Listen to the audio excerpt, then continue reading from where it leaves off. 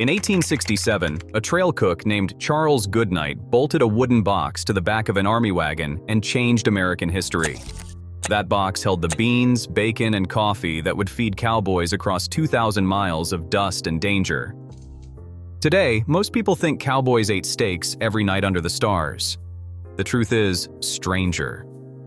Number 14 on this list was so revolting that Eastern journalists called it barbaric. Yet it kept more men alive than any other dish on the frontier. Number 3 contains an ingredient that modern chefs are only now rediscovering. These meals were so practical that Hollywood spent decades replacing them with prettier fiction. Real cowboys ate things that would make a modern American push away from the table. Hit that subscribe button and let us count down the 15 forgotten meals that actually fueled the cowboy era. Number 15. Hardtack. Before refrigeration, before canning became affordable, hardtack kept men alive across the frontier. Hardtack was simple, but it meant survival. These dense squares of flour and water were baked until every trace of moisture had gone. They could survive years in a saddlebag without spoiling. Army quartermasters issued them at a rate of 9 crackers per man per day during the Civil War. When those soldiers headed west and became cowboys, they brought the habit with them. The biscuits were so hard that men called them sheet iron, worm castles, and tooth dullers. Cowboys soaked them in coffee for 20 minutes just to make them chewable.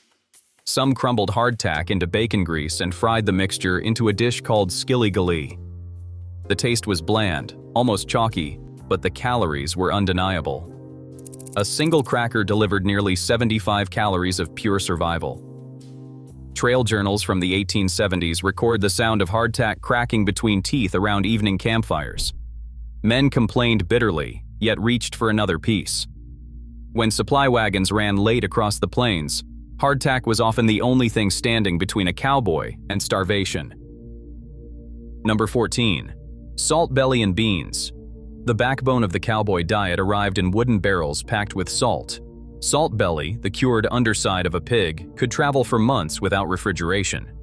Chuck wagon cooks sliced it thick, fried it until the fat rendered crisp, then tossed beans into the same pan to absorb the drippings. By 1880, a pound of salt pork cost roughly 12 cents at frontier trading posts. It was cheap enough that ranch foremen budgeted nearly $2 per month for a crew of 12.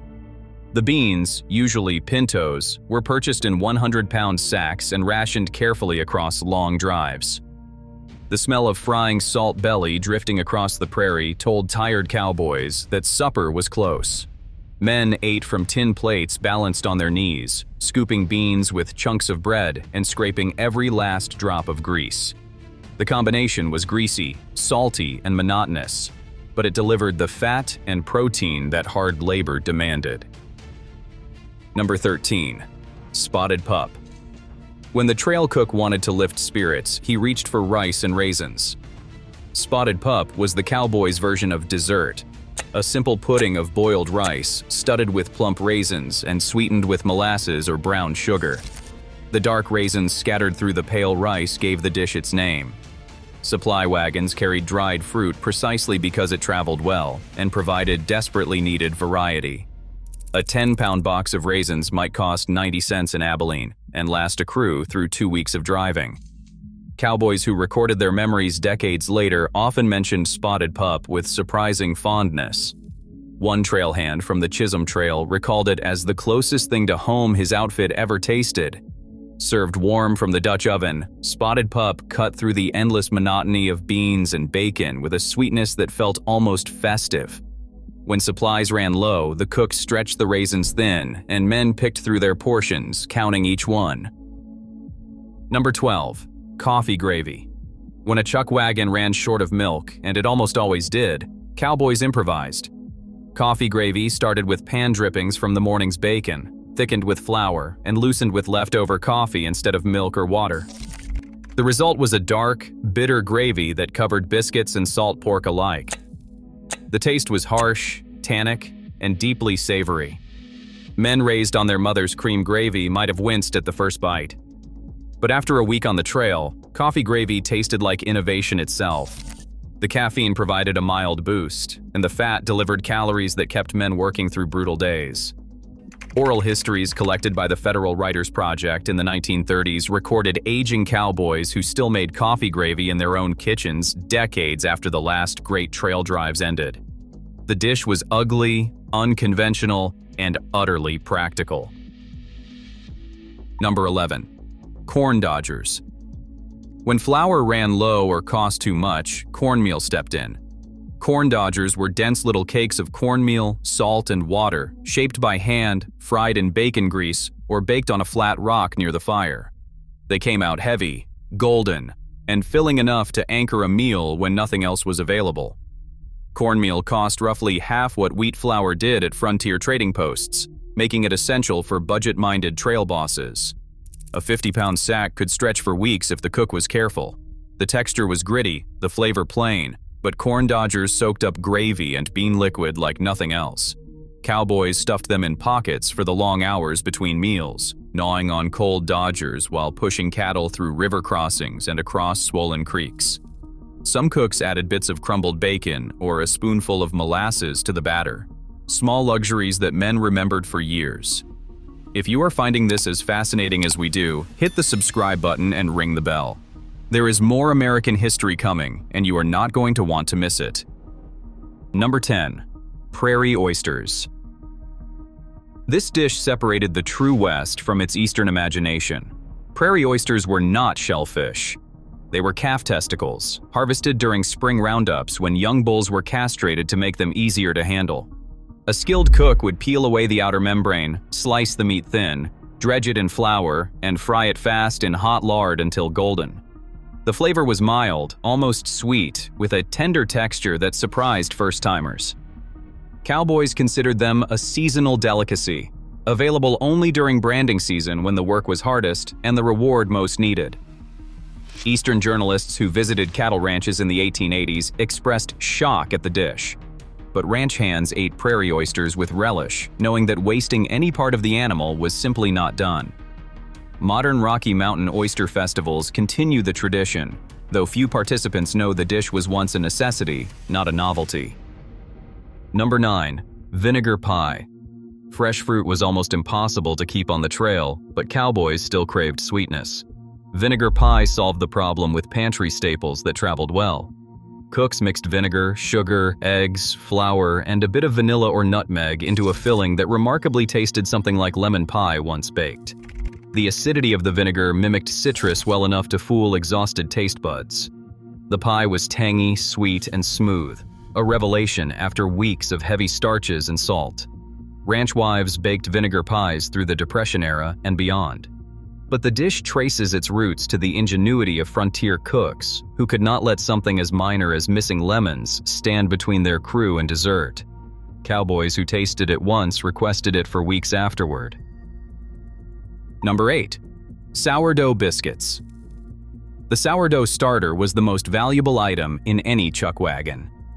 Cooks guarded their crocks of fermented flour and water with almost religious devotion, keeping them warm against their bodies on cold nights to prevent the wild yeast from dying. Each morning, the cook pulled a portion of starter, mixed it with flour, lard, and a pinch of baking soda, then baked the biscuits in a Dutch oven buried in coals. The result was tangy, flaky, and vastly superior to anything made with commercial yeast. Trail records show that a good cook might bake 60 biscuits each morning for a crew of 12.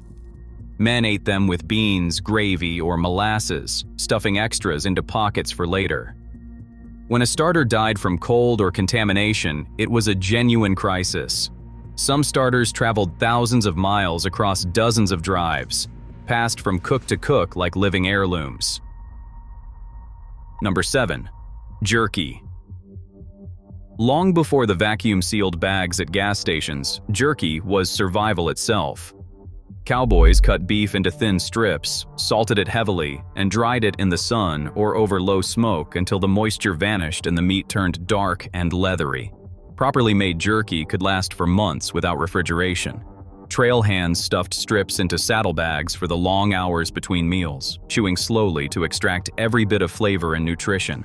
The technique was borrowed from indigenous peoples who had perfected it over centuries. A pound of dried meat could sustain a man through a full day's ride when nothing else was available. What we now sell in foil packets at checkout counters was once the difference between making it to the next water source and not. Number 6. Bear sign. When a trail cook really wanted to be popular, he made bear sign. These were fried donuts, simple rounds of sweetened dough dropped into hot lard until they puffed golden and crisp. Rolled in sugar while still warm, they were the closest thing to bakery pastry that the trail could offer. Making bear sign required time, patience, and a generous amount of lard, luxuries that not every cook could afford on a long drive. When word spread that the dessert that night was bear sign, men worked faster, knowing that something rare waited at the end of the day. The name likely came from the shape, round and brown, or perhaps from the excitement it generated, as rare and welcome as bear tracks on the open prairie. Either way, bear sign entered the vocabulary of the trail as a synonym for something genuinely special. Number 5. Chuck wagon chili. The chili that cowboys actually ate bore little resemblance to the bean-heavy versions that dominate modern cook-offs. Trail chili was primarily meat, usually beef or venison, stewed with dried chili peppers, garlic, onions, and cumin. Beans, when they appeared at all, were served on the side rather than mixed in. The dish traced its roots to the chile con carne of San Antonio, where Mexican and Anglo foodways collided into something new. By the 1880s, chili queens sold their versions from open-air stands in Military Plaza, and cowboys carried the taste back to ranches across the West. The heat of the peppers helped preserve the meat and masked any off flavors that developed in the days before refrigeration. A pot of chili could simmer for hours, improving with time, feeding men in shifts as they rode in from work. Number 4. Biscuits and gravy. The combination that would become a Southern diner staple began around cowboy campfires. Fresh biscuits, still warm from the Dutch oven, were split open and drowned in cream gravy made from pan drippings, flour, and milk when available, or coffee and water when not. The gravy stretched expensive ingredients further, turning a few biscuits into a complete meal. The richness of the fat coated the mouth and satisfied hunger in a way that bread alone never could. Cowboys ate biscuits and gravy for breakfast, lunch, and sometimes supper, depending on what else was available. The dish required nothing fancy, no rare ingredients, no complex technique. It asked only that the cook know how to make a roux and time his biscuits right. Everything the cowboy era valued in a single pan. Number 3. Marrow bone soup. Here is the secret ingredient that modern chefs are only now rediscovering. When a cow was slaughtered on the trail, experienced cooks saved the leg bones and cracked them open to expose the marrow. Simmered for hours, those bones released collagen, fat, and minerals that turned plain water into rich, restorative broth. Cowboys recovering from illness were given marrow bone soup to rebuild their strength. Men who had pushed too hard, ridden too far, or gone too long without proper food found genuine healing in that simple bowl. The technique was borrowed from indigenous cooking traditions and from the bone broth practices that had sustained humans for millennia before any cowboy ever crossed the Pecos. What we now sell as a premium health product in glass bottles at $12 a serving was once the everyday practice of chuck wagon cooks who understood, without any scientific explanation, that bones contained something powerful. Number 2. Son of a gun stew. This is the dish that shocked Eastern visitors and sustained Western cowboys in equal measure. Son of a gun stew, known by a considerably saltier name around actual campfires, used every edible part of a freshly slaughtered calf: heart, liver, sweetbreads, tongue, brains, and the marrow gut. The marrow gut is the tube connecting the animal's two stomachs. It contained partially digested milk and gave the stew its distinctive creamy richness. Cooks simmered the organs with onions, chili peppers, and whatever vegetables were available until the mixture thickened into something deeply flavorful. Cowboys considered son of a gun stew a celebration, prepared only when fresh beef was available, usually after an injured animal had to be slaughtered on the trail. The dish wasted nothing, honored the animal, and delivered nutrition that beans alone could never provide. Modern nutrition science has since confirmed what those cooks already knew instinctively. Organ meats concentrate vitamin A, B12, iron, and zinc at levels that muscle meat alone cannot match.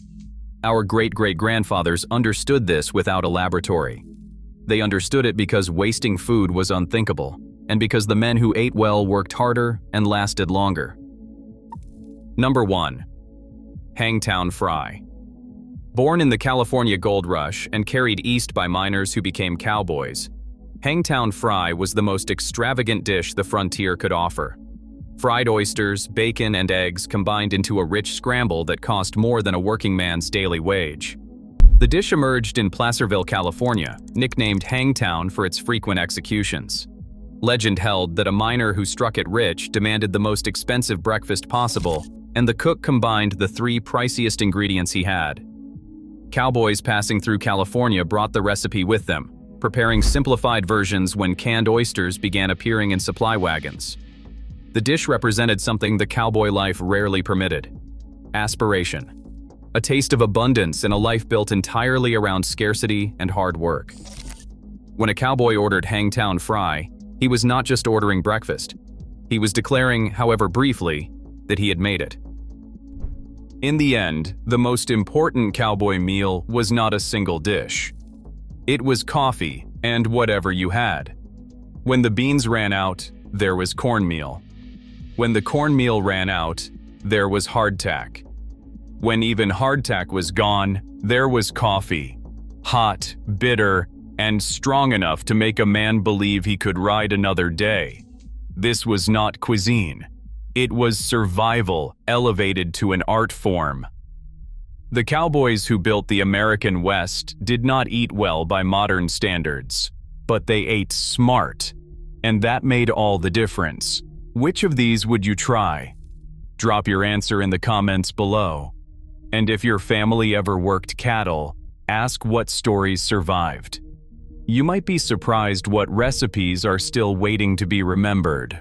If this video opened something for you, subscribe and share it right now. Because the next one goes even deeper into the food that built this country, and most of it has never made it into any cookbook.